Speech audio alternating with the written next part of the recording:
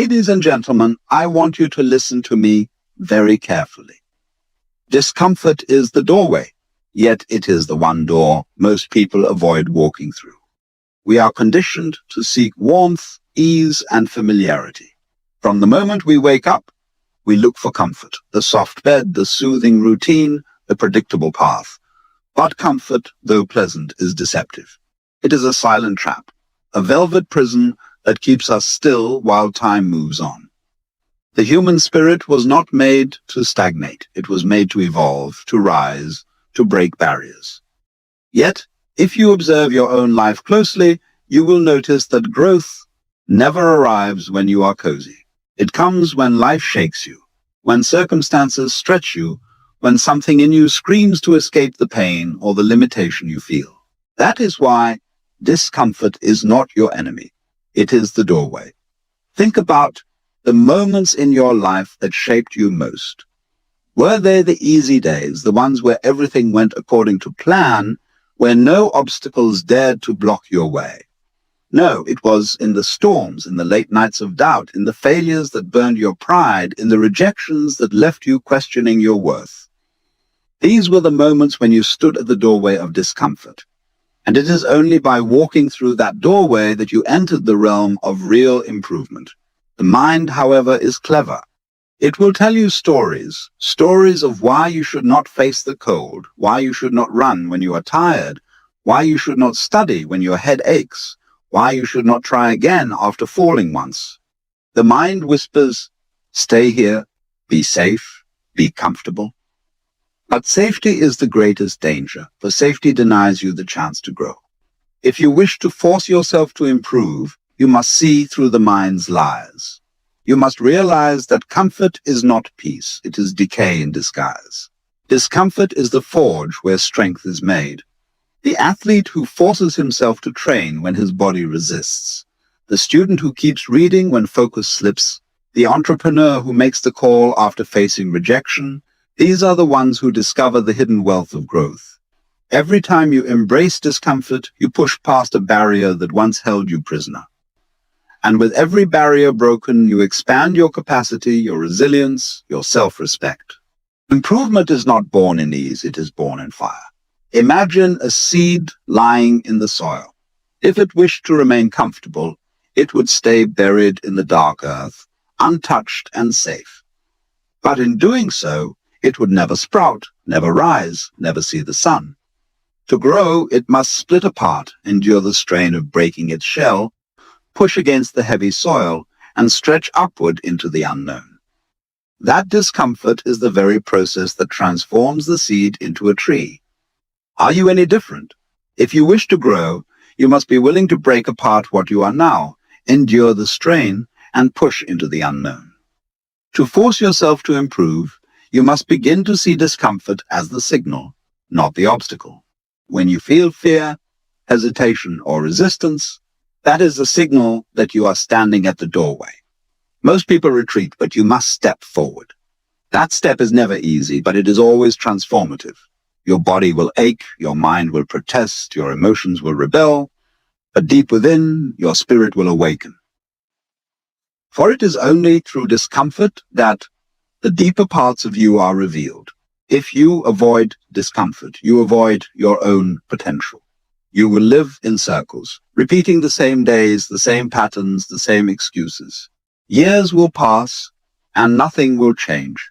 But if you embrace discomfort, you change the very rhythm of your existence.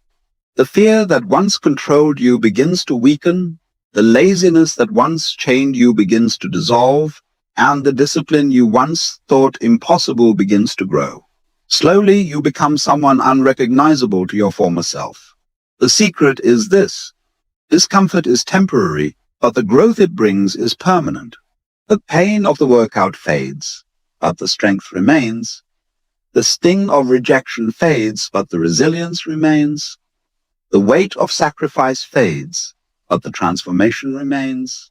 Every time you choose discomfort, you invest in a future self far greater than the present one. If you wish to force yourself to improve, do not search for shortcuts, do not wait for inspiration, do not crave a comfortable path. Instead, Walk willingly into the fire of discomfort.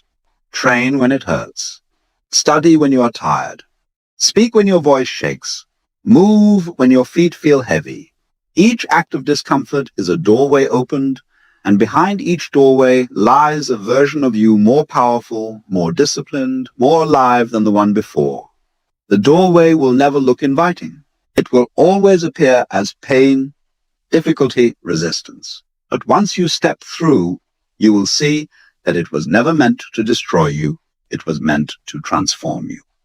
The discomfort you resist today will become the strength you admire tomorrow.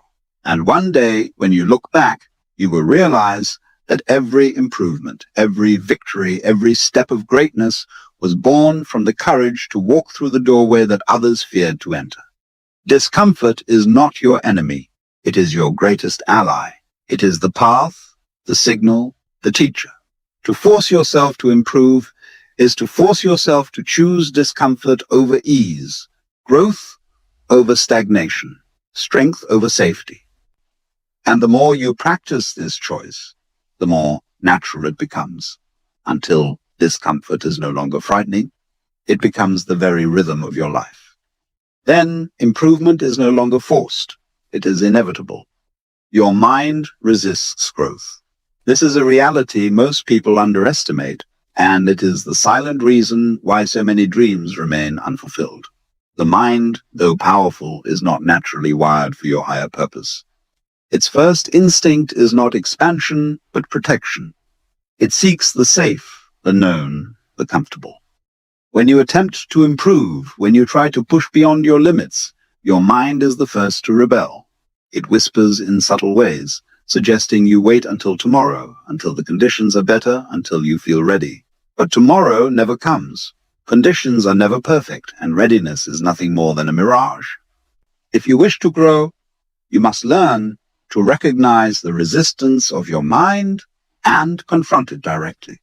Every attempt at self-improvement begins with a battle, not against the outside world, but against your own thoughts. Think of the countless times you decided to change. You promised yourself you would wake earlier, eat healthier, train harder, study longer, or pursue your goals more seriously. And yet, when the moment arrived, your mind raised its voice. It said, "You are tired. You deserve rest. You can begin tomorrow. This is too much." It cloaked its resistance in kindness, in logic, in reason. But behind the disguise lies fear. Fear of discomfort, fear of failure, fear of stepping into the unknown. This is how the mind resists growth. Not always with loud arguments, but with gentle, persuasive excuses. You must understand this. The voice of resistance is not the voice of truth. It is the voice of limitation.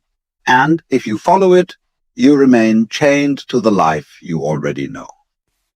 Improvement requires you to separate yourself from that voice, to see it for what it is, a guardian of your comfort zone, not your potential.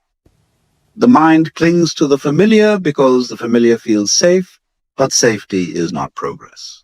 If you wish to force yourself to improve, you must learn to disobey your own excuses. Think of a soldier in training. His body aches, his muscles burn, his lungs scream for relief, his mind begs him to stop.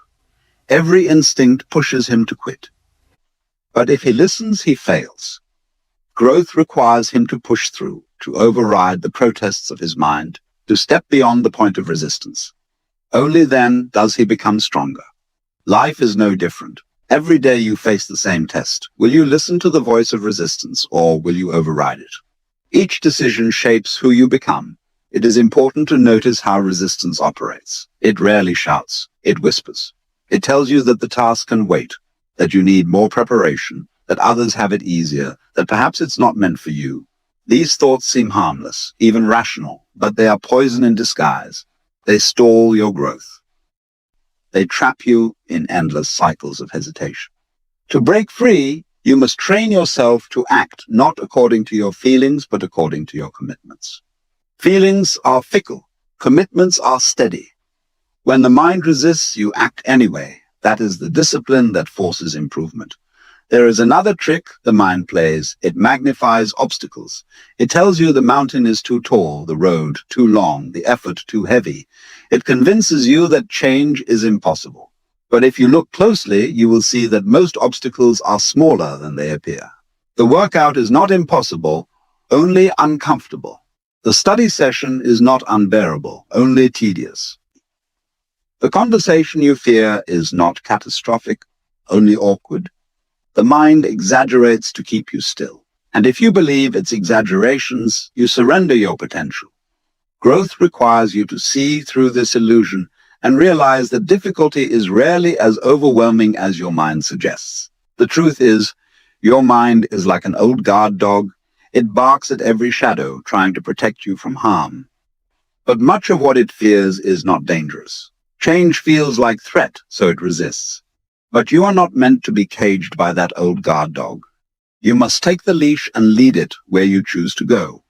In time, the resistance weakens, and your mind learns to follow instead of command. That is the essence of self-mastery. When you consistently confront your mind's resistance, something remarkable happens. What once felt unbearable begins to feel normal. The early mornings, the hard work, the long hours, the sacrifices, they transform from punishments into habits. The resistance loses its grip. Your mind adapts, and the very things you once avoided become part of who you are. That is how improvement solidifies. Not in a single victory, but in the daily overcoming of resistance until what was once foreign becomes natural. But you must also be prepared. The resistance never disappears entirely. Even at higher levels of growth, it waits for you. It appears each time you attempt something greater. Each time you step into a new arena of challenge. It is not your enemy, but your signal. Resistance shows you where growth lies. Wherever your mind resists, there lies the next doorway. If you turn away, you stagnate. If you step through, you expand. To force yourself to improve, you must stop expecting your mind to agree with you. It will not.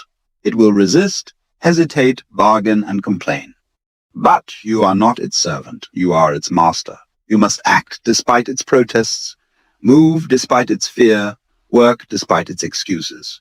Every time you do, you weaken the resistance and strengthen yourself. Over time, you transform not only your body, your skills, your achievements, but also your mind itself. You teach it to obey, to align, to serve your higher vision instead of sabotaging it. The mind resists growth because growth feels like death to the old self. And in a way, it is. Each improvement requires you to let go of who you were. The mind clings to identity, to familiarity, to safety. But if you can endure that death, you are reborn stronger, wiser, freer. That is the true reward of resisting the resistance. Not only external success, but inner liberation. The next time your mind whispers excuses, recognize them for what they are. Do not wait for permission, for approval, for the perfect mood. Act in defiance of resistance. Push through the hesitation. Step into the discomfort. For beyond that wall of resistance lies everything you truly seek. Growth, transformation, and the life your mind was too afraid to imagine. Stop waiting for motivation. This is where most people fail before they even begin. They sit in their rooms, staring at the task in front of them, and wait for some magical surge of energy, some divine spark of inspiration that will finally carry them into action. But that spark rarely arrives, and when it does, it flickers out as quickly as it came. Motivation is unreliable. It is like the wind. It comes and goes as it pleases. And if you depend on it, your life will drift aimlessly, carried by whatever breeze happens to blow. To improve, you cannot rely on feelings. You must rely on action. Action is what creates momentum. Momentum is what creates progress. Progress is what creates motivation. Most people invert this order. They wait for motivation first, hoping it will move them to act. But the truth is that action precedes feeling, not the other way around. If you sit down to write, even when uninspired, after a few sentences, something begins to flow. If you start exercising, even when exhausted, after a few movements, your energy awakens. If you begin the work, even when reluctant, the very act of doing transforms your state. Motivation follows movement, not thought. This is why those who wait for the perfect moment never start. They tell themselves, I'll begin when I feel ready, when I feel strong, when I feel inspired. But readiness never comes. Inspiration is fleeting. Strength is built in the act of doing, not in the comfort of waiting. Improvement requires you to detach from the illusion that you must feel good in order to act. You do not. You can act while tired, act while afraid, act while unmotivated. The miracle is that by acting, you create the very energy you thought you needed beforehand. Think of a river. At first glance, it looks still, heavy, unmoving. But once a small push of water begins to flow, it gathers speed and soon it rushes forward with force. Action is that first push. It does not need to be grand. It simply needs to exist. Begin small. One page written, one push-up, one phone call, one step forward. That small action breaks the stillness. And once movement begins, it becomes easier to continue. This is the law of momentum. Objects in motion tend to stay in motion, and you are no different. Waiting for motivation is also a subtle form of procrastination. It disguises itself as patience, as preparation, as self-care. You say, I'm not in the right mood today, but tomorrow I'll be better. You say, I need to feel inspired before I can truly give my best. But beneath these words lies avoidance. You are avoiding discomfort. You are protecting yourself from the resistance that arises the moment you begin. And yet, avoidance never brings growth. The only cure for resistance is action, not thought. Your feelings are not reliable guides. They shift with the weather, with your sleep, with your mood, with the smallest inconveniences of life. If you allow your life to be ruled by feelings, you will never build anything lasting. Discipline is the art of acting independent of your feelings. Discipline is the decision to move, even when every emotion resists. Discipline is the refusal to negotiate with laziness, with fear, with hesitation. And it is discipline, not motivation, that transforms a weak man into a strong one, a dreamer into a doer, an ordinary life into an extraordinary one. Consider the craftsman who builds his skill. He does not wait for inspiration to strike before he practices. He goes to his workshop each day, whether he feels like it or not. Over time, the repetition sharpens his craft, and mastery is born. The same is true for athletes, thinkers, creators, leaders. Their greatness did not come from rare moments of motivation. It came from relentless action taken in the absence of motivation. They understood that feelings are fleeting, but habits endure. When you force yourself to act without waiting for motivation, you also reclaim your power. You are no longer a slave to your moods, no longer dependent on external conditions, no longer tossed about by the rise and fall of fleeting energy. You become anchored, you become steady. You realize that you do not need to feel like doing something in order to do it. And once you live from this place, improvement is inevitable, because nothing can stop the person who acts regardless of feeling. But here lies another truth. Motivation does eventually come, but only after movement. It is like a shadow that follows you. Begin to walk, and the shadow appears. Begin to act, and the energy awakens. You cannot summon it by wishing, but you can summon it by doing. This is the secret that separates those who change their lives from those who stay the same. The former understand that they must step into action first, and only then does the fire of motivation catch. If you wish to force yourself to improve, make this your rule. Never ask yourself how you feel about the task. Ask only whether it must be done. If it must, do it. Do it when tired, when unready, when uninspired. Each time you act in defiance of your feelings, you strengthen your will. Each time you break the chain of hesitation, you prove to yourself that you are in control, not your moods. And in time, this builds a character of steel. a resilience that cannot be shaken, a momentum that cannot be stopped. Stop waiting for motivation. Stop waiting for the perfect mood, the perfect day, the perfect surge of energy. Begin now. Take the first step. Lift the weight. Write the words. Make the call. Do the work. Do it tired. Do it afraid. Do it uninspired. And watch as action itself creates the spark, as momentum builds the fire, and as progress becomes your motivation. This is the truth. You do not need motivation to begin. You need only to begin, and everything else will follow. Small, consistent effort beats rare intensity. This is one of the most overlooked truths about growth, yet it is the very foundation of lasting improvement. Many people believe that transformation comes from dramatic acts, from bursts of extreme willpower, from moments of overwhelming energy where they pour everything into one effort. And for a time, this intensity feels powerful. You run harder than ever before. You work all night. You push yourself to extremes. But what happens after the burst? You collapse. You retreat into exhaustion. And in the silence that follows, the momentum dies. Intensity alone cannot sustain you. What sustains you is consistency. Those small, steady efforts that, though unimpressive in the moment, accumulate into something unstoppable. Think of the ocean shaping the cliffs. It is not the single violent wave that carves the stone. It is the endless rhythm of water striking the shore, day after day, year after year. What looks like gentle persistence carries more power than the strongest storm. Human growth follows the same law.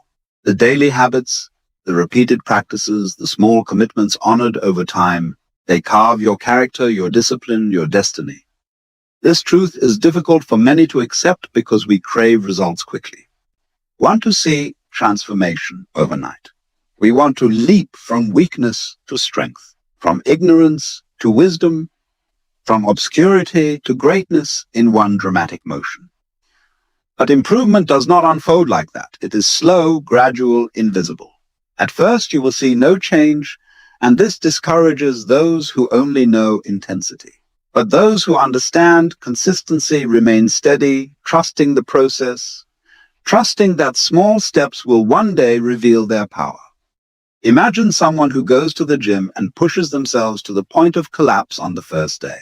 Their intensity is impressive, but they will be too sore, too broken, too discouraged to return the next. Now imagine another person who shows up daily, not breaking themselves, not trying to do everything at once, but simply moving, lifting, practicing. Over time, their body transforms. The difference lies not in effort alone, but in the rhythm of effort.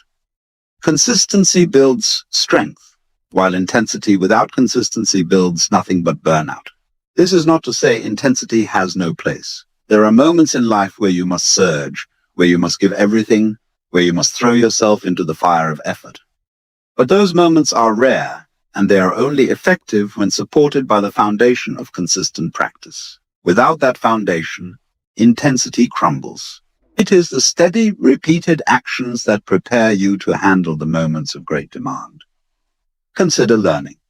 If you study for 12 hours in a single day and then neglect your books for weeks, your knowledge fades. But if you study for 1 hour each day, your understanding compounds. Each session builds upon the last. The mind thrives on repetition, not sporadic force. The same applies to every area of life: physical strength, skills, relationships, self-mastery. It is the small daily choices that shape your reality. Consistency also rewires the mind. Each time you show up, even in small ways, you reinforce an identity. You teach yourself that you are disciplined, that you honor your commitments, that you move forward regardless of how you feel. Over time, this identity becomes stronger than any fleeting mood. You no longer need to debate whether to act. You simply act because consistency has become your nature. Rare intensity does not build this. It only exhausts you. But small, steady effort engraves it into your being. The beauty of consistency is that it removes the weight of perfection. You no longer need to change your life in a single dramatic leap. You only need to take one step today, another tomorrow, another the next. And though each step may seem small, the path they create stretches further than you can imagine. Improvement is not about massive leaps. It is about not stopping, about being there every day, about refusing to break the chain of effort. But you must also understand the danger of inconsistency. When you abandon small efforts, you do not merely pause your growth, you reverse it. That is why consistency is sacred. Once you begin, you must protect it. Even on the hardest days, you must do something, no matter how small, to keep the rhythm alive. For once the rhythm dies, restarting becomes 10 times harder. There is power in embracing the ordinary. Greatness is not always found in extraordinary effort, but in ordinary effort done with extraordinary devotion. Waking up each morning and showing up, training your body, sharpening your mind, building your craft, nurturing your discipline, this is where transformation takes place. Not in the moments of glory, but in the quiet repetitions that no one sees. When you look at those who have achieved greatness, it is tempting to admire their peaks, their victories, their intense moments of triumph. But what you do not see are the countless days of steady work behind the scenes. The runners' thousands of miles in training, the writers' endless pages drafted and discarded, the leaders' countless hours of reflection and preparation. The glory you admire is the result of consistency. Intensity may shine for a day, but consistency builds a lifetime.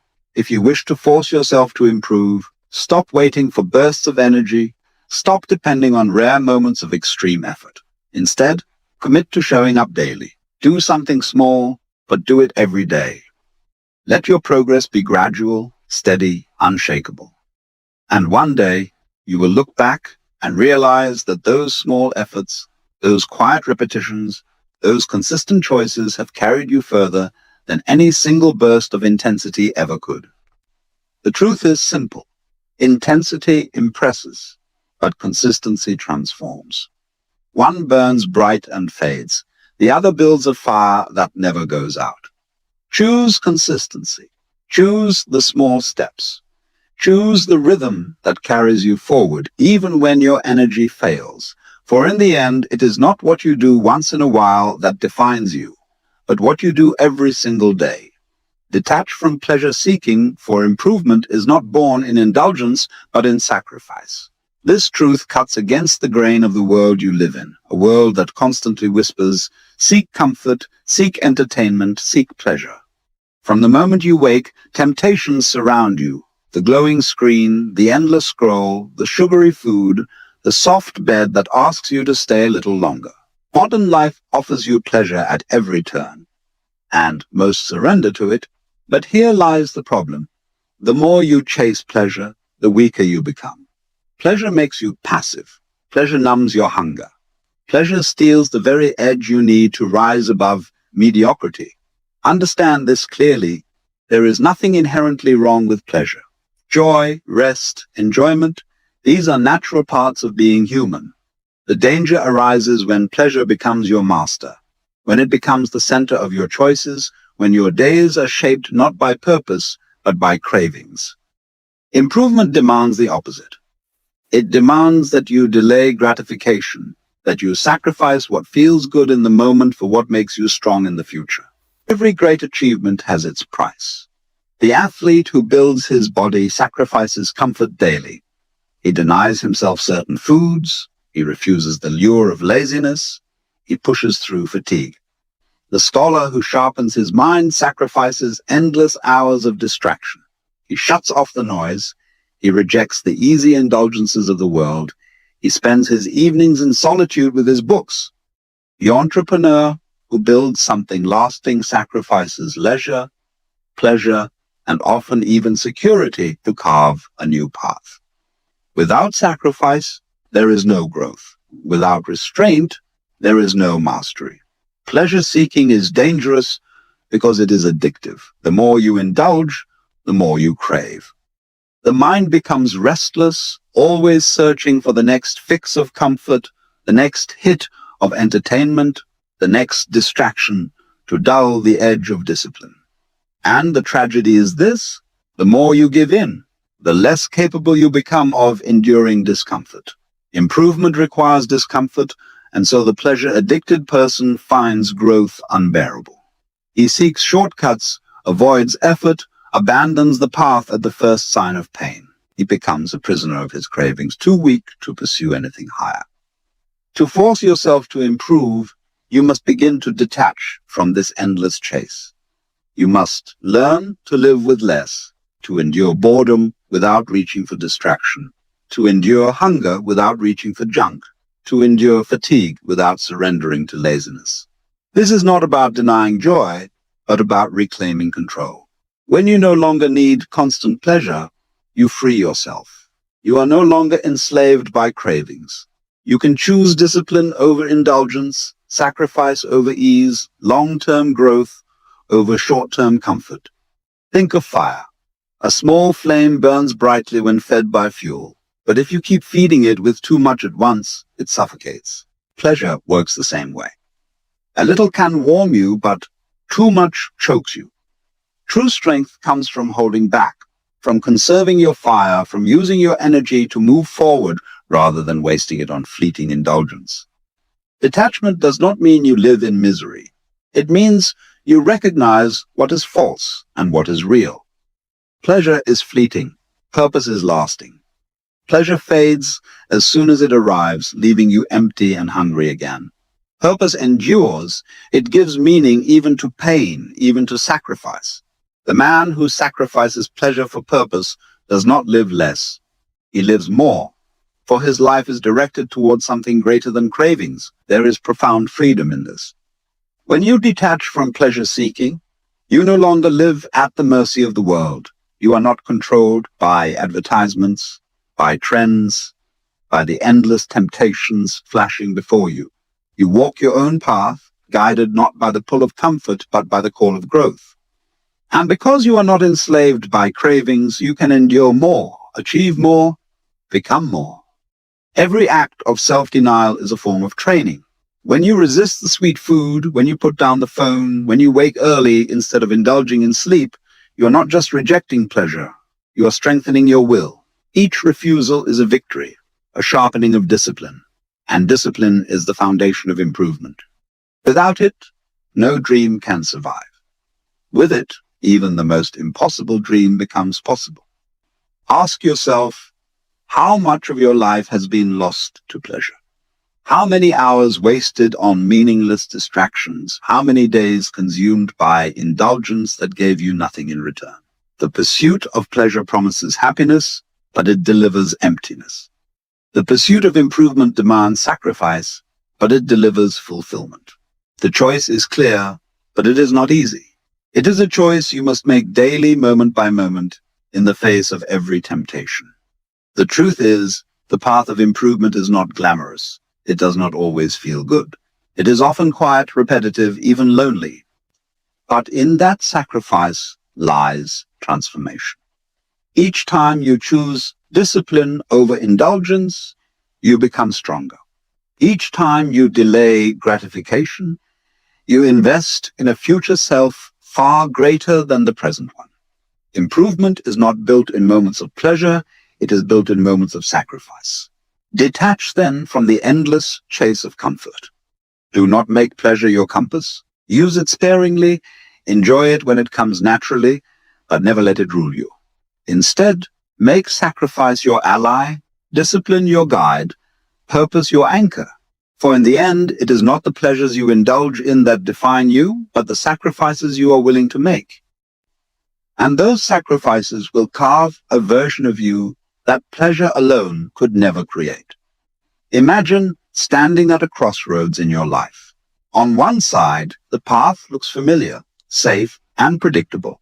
It is the life you already know, the one filled with habits you've repeated so often they no longer require thought. On the other side lies uncertainty, the possibility of change, but also the fear of failure and discomfort. Most people, when confronted with this choice, step onto the familiar road, not because it leads anywhere meaningful, but because it feels safe. The irony, however, is that this so-called safety carries the greatest risk, the slow erosion of your potential, the quiet death of your dreams, and the suffocating weight of a life that could have been. The question is not whether you want to improve, but whether you can bear to look honestly at the price of refusing to change. Improvement does not begin with motivation, with a burst of energy, or with some romantic notion of becoming a better version of yourself. It begins with a brutal confrontation with reality. You must ask yourself, if I do not change, what becomes of me? This question is uncomfortable, but it is precisely that discomfort that has the power to shake you awake. Imagine yourself 10 years from now, still trapped in the same patterns, still making the same excuses, still leaning on tomorrow as if it owes you another chance. Picture the opportunities missed, the relationships broken, the dreams buried. That vision should terrify you because the truth is, time will not pause for your indecision.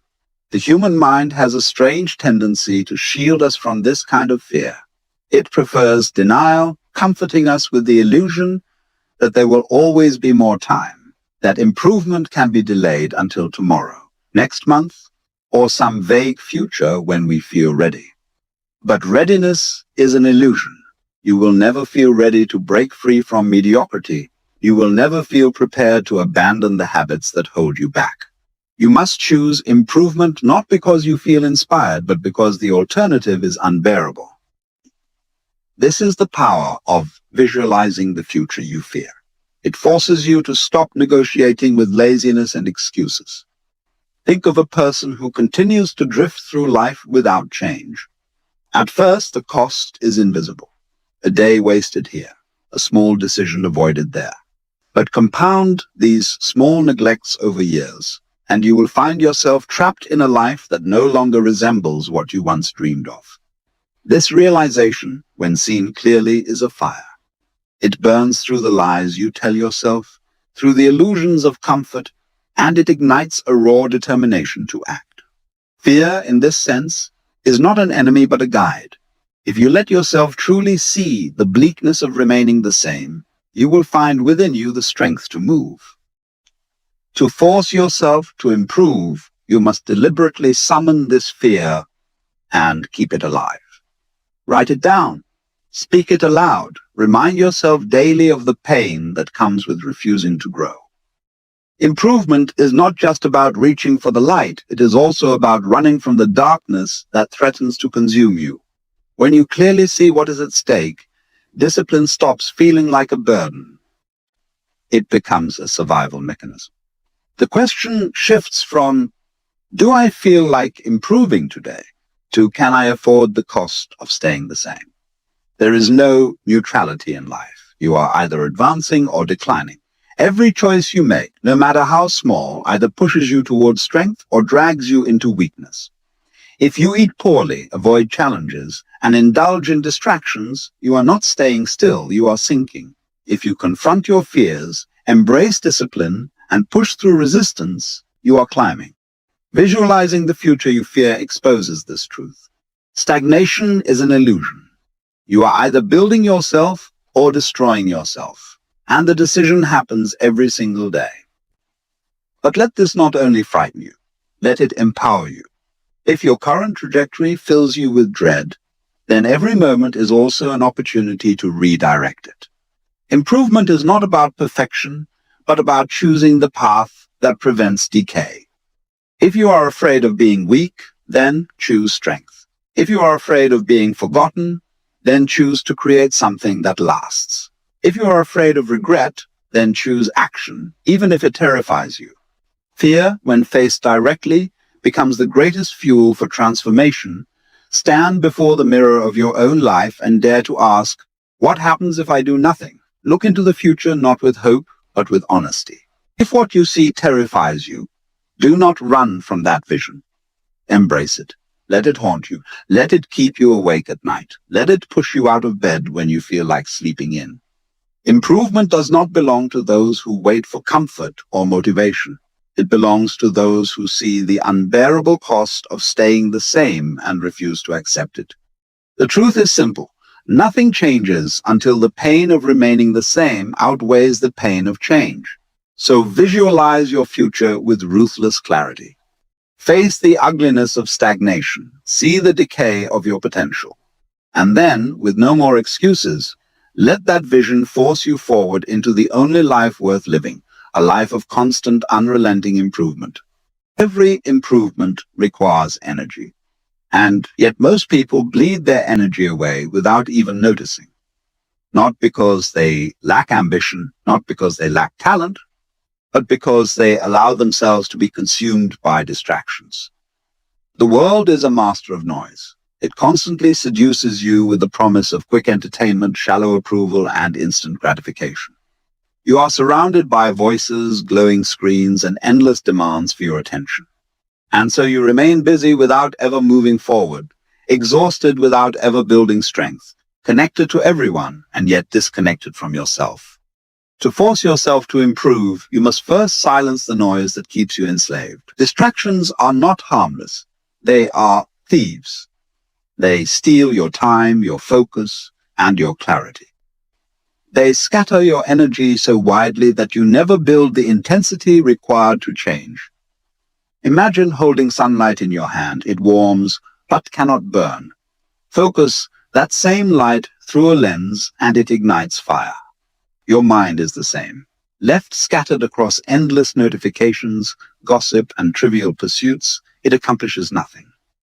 But when concentrated on a single purpose, it becomes unstoppable.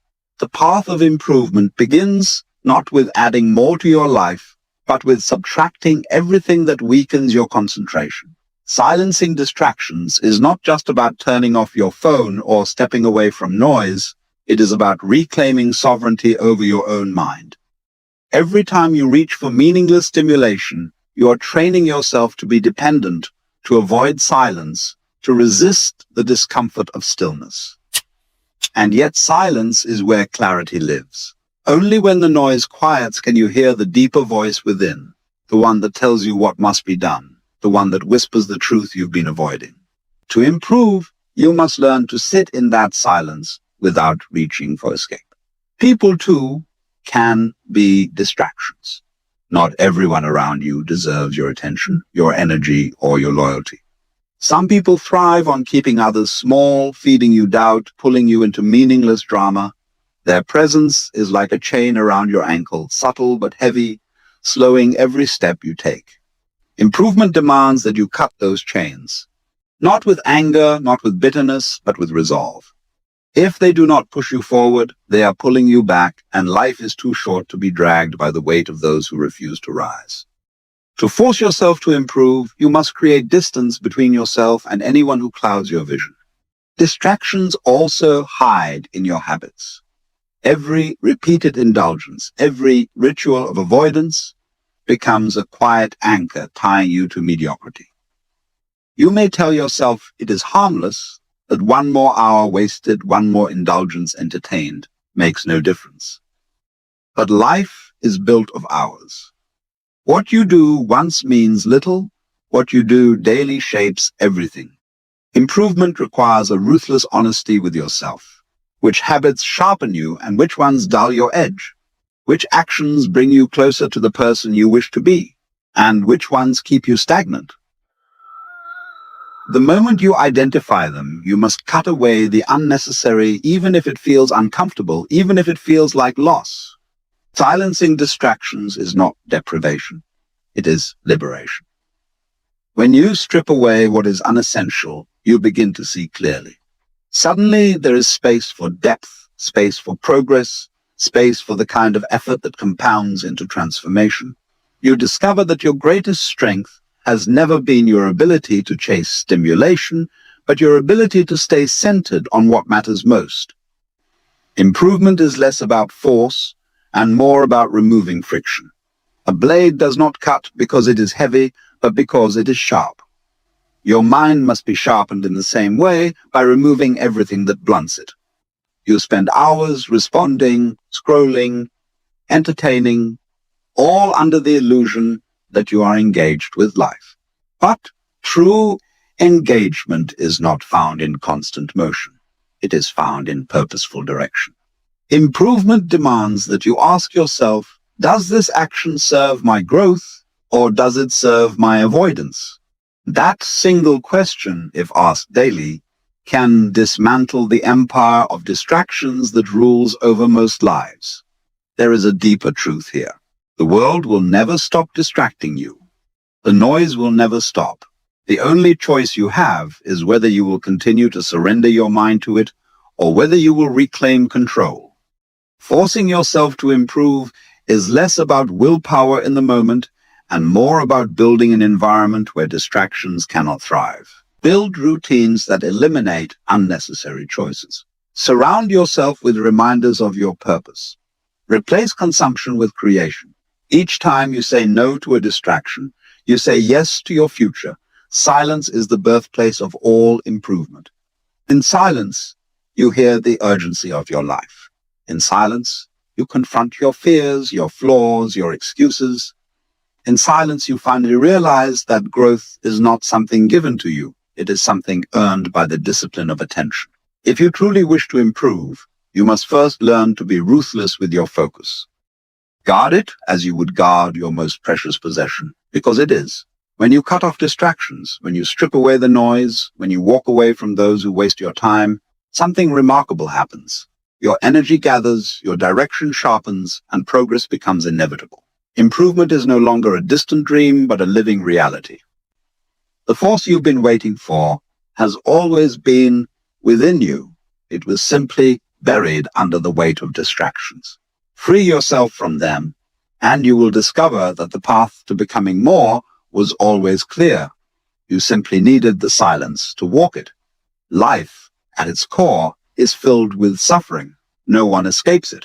Pain arrives in many forms: loss, rejection, failure, betrayal, hardship, and it leaves its mark whether we like it or not. Most people spend their entire lives trying to avoid suffering, numbing it, distracting themselves, pretending it isn't there. Yet the more you run from pain, the more it owns you. The truth is simple and unavoidable. Suffering will either break you or build you. The choice lies in what you do with it. To force yourself to improve, you must stop resisting your pain and instead transform it into fuel. Think of fire. It devours whatever you feed it, whether wood, paper, or waste, and transforms it into energy, light, and heat. Your suffering is no different. Every setback, every wound, every heartbreak is raw material. You can let it rot inside you, poisoning your spirit with bitterness and self-pity, or you can cast it into the furnace of growth and let it drive you towards strength. The energy is already there. It is your decision whether it destroys you or empowers you. Suffering teaches lessons that comfort never can. Comfort makes you soft, makes you forget what matters, and tempts you into stagnation. Pain, however, strips you bare. It removes illusions, exposes your weakness, and demands you confront reality. When you lose someone you love, you are reminded of the fragility of life. When you fail, you are reminded that effort alone is not enough. You must adapt, refine, and persevere. When you are betrayed, you are reminded of the importance of discernment, boundaries, and self-respect. Every wound carries wisdom, but only if you are willing to face it with open eyes instead of closing yourself in denial. Improvement does not come from wishing away hardship. It comes from leaning into it. The athlete grows stronger not because the weight is light, but because it is heavy. The mind grows sharper not because life is easy, but because it is complex and demanding. Likewise, your spirit matures not in joy, but in struggle. Every difficulty you endure can be reframed as training. Suffering is the universe's way of carving depth into you, and the deeper the carving, the more space there is for strength, wisdom, and resilience. But you must be deliberate. Many people suffer, but few grow from it. Why? Because they cling to the wrong interpretation. They use pain as justification for despair instead of transformation. They say, I failed, therefore I am worthless, instead of I failed, therefore I must rise wiser and stronger. They say, I was hurt, therefore I will never trust again, instead of I was hurt, therefore I will learn how to discern and I will trust with wisdom. Your suffering is not the end of you. It is the raw material of your becoming. Consider those who achieve greatness, not in wealth alone, but in strength of character, depth of wisdom, and clarity of purpose. Almost always, their lives are marked by struggle. It was the hardship that refined them, the rejection that taught them persistence, the loneliness that taught them independence, the losses that taught them gratitude. Their suffering was not wasted, it was harnessed. They refused to let pain shrink them. Instead, they turned it into fuel for their ascent. When life wounds you, ask yourself, what can I create from this? Pain can become art, wisdom, strength, compassion, drive. A broken heart can inspire discipline.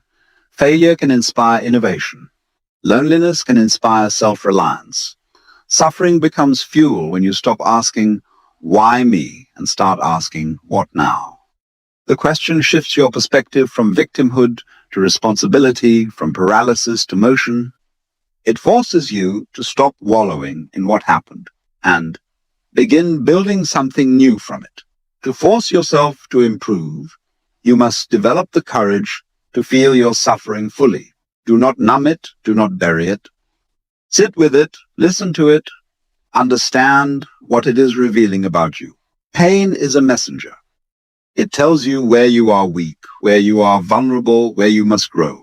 Instead of treating it as an enemy, treat it as a guide. It shows you the exact areas that require your attention. If rejection burns, perhaps you've placed too much of your worth in the hands of others. If failure devastates you, perhaps you need to strengthen your resilience and adaptability. If betrayal crushes you, perhaps you must develop stronger discernment and independence. Pain always points to the lesson. This is not easy. It is easier to complain, easier to drown in distractions, easier to say life is unfair. But that path leads only to decay. Improvement requires that you take the harder path, facing pain without flinching and deciding to use it. Every time you rise after suffering, you grow a little stronger, a little wiser, a little more unshakable. The more pain you convert into fuel, the less control suffering has over you. Instead of fearing it, you begin to respect it. Instead of avoiding it, you begin to use it. In time, you realize that suffering is not the enemy of life. It is its rawest expression. It is the sculptor's hand shaping you into someone you could never become through ease alone. To force yourself to improve is to stop asking for a life without suffering and instead to ask for the strength to turn suffering into power. That shift changes everything. Pain no longer becomes something you endure. It becomes something you transform. When life burns you, let it. Do not waste the fire by crying over the ashes. Throw them back into the furnace of growth and let them forge you into someone unbreakable. Improvement is not born from avoiding suffering, but from mastering it, from seeing in every wound not just a scar, but a source of fuel. When you learn to do this, there is no hardship that can truly defeat you. There is only fuel, and there is only the fire within you, growing stronger every time you rise. There is a quiet strength in solitude that most people will never understand because they are too afraid to be alone. They cling to noise, to company, to distractions, as if the presence of others can shield them from the emptiness within. But here lies the paradox. Without learning to stand alone, you will never truly stand strong among others. Improvement requires discipline, and the highest form of discipline is the discipline of solitude. The ability to separate yourself from the world long enough to hear your own thoughts, to confront your own weaknesses, and to build a foundation that cannot be shaken by outside influence. Most people confuse solitude with loneliness. Loneliness is the ache of needing others to validate you, the hunger for constant connection. Solitude, however, is chosen. It is the deliberate act of stepping away from the noise of the world to cultivate clarity, strength, and self-reliance. Loneliness weakens you, solitude fortifies you, and yet choosing solitude fortifies you. And yet choosing solitude requires courage because it forces you to sit face to face with yourself, without masks, without distractions, without excuses. Many avoid it because they fear what they will find in that silence. But that very silence is where growth begins. In solitude, there is no one to blame, no one to impress, no one to distract you from your own flaws. It is just you and the truth of who you are. At first, it feels uncomfortable, even unbearable. You may want to reach for your phone, for conversation, for anything that will pull you away from that stillness. But if you resist that urge, if you remain, something powerful begins to happen. The noise inside your head slowly quiets. The thoughts that race begin to settle.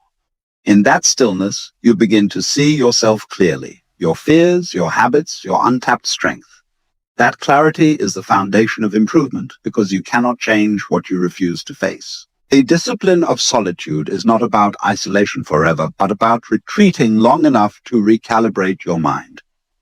Just as a warrior sharpens his blade before battle, you sharpen your spirit in moments of aloneness. You learn patience. You learn focus. You learn to carry yourself without leaning on anyone else for strength. The more comfortable you become in solitude, the less control the world has over you. The opinions of others lose their power. The constant need for validation dissolves. You discover that you are enough, and from that realization comes an unshakable confidence. Think of the greatest transformations in life.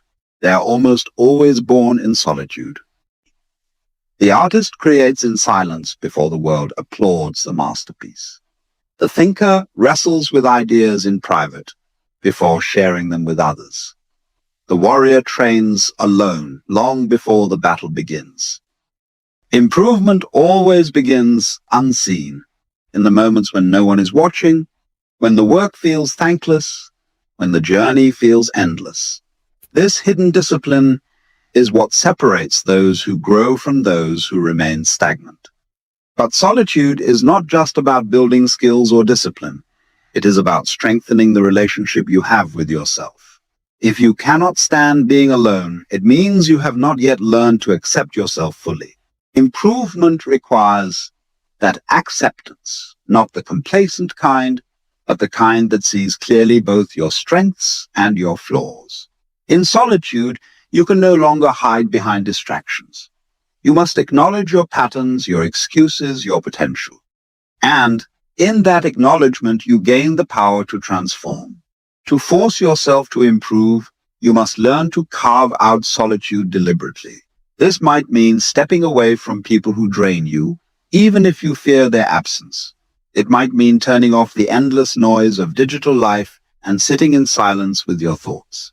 It might mean saying no to social obligations that add nothing to your growth. At first, you may feel guilty or restless, but over time, you will come to see that solitude is not abandonment of others. It is investment in yourself. What you build in solitude cannot be taken away from you. The wisdom you gain, the resilience you forge, the self-trust you cultivate, these remain with you no matter who comes or goes in your life. This is why solitude is discipline. It is not indulgence, not escape, but practice. The practice of listening to your inner voice. The practice of enduring discomfort without running from it. The practice of strengthening your will until it no longer bends at the pressure of others. There will always be those who fear your solitude, who call it selfish, who try to pull you back into the comfort of distraction. They do this not because solitude is wrong, but because your independence exposes their dependence. Do not let their fear become yours. Stand firm in your choice to walk alone when necessary. The path may feel narrow, but it leads to vast strength. Solitude teaches you the greatest truth about improvement. No one can walk the path for you. People may guide you, encourage you, or inspire you, but the actual work must be done alone. The moments when you resist distraction, when you face your fears in silence, when you discipline yourself without applause, those are the moments that shape you. And when you emerge from solitude, you do not return weaker or smaller. You return sharper, stronger, more grounded. The discipline of solitude is not punishment. It is preparation.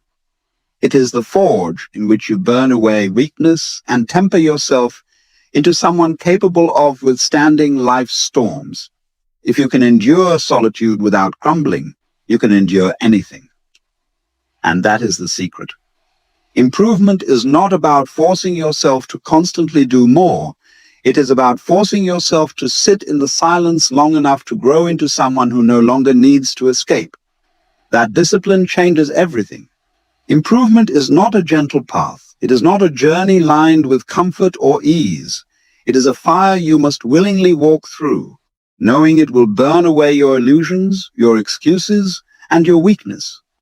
From the discomfort of leaving the familiar, to the battle against your own resisting mind, to the relentless demand for discipline when motivation fades, you are being asked to rise beyond what is easy. You are being asked to choose growth over comfort, sacrifice over indulgence, silence over noise, and solitude over dependence. You cannot afford to wait for the perfect moment, for inspiration to strike, or for life to hand you the conditions you dream of.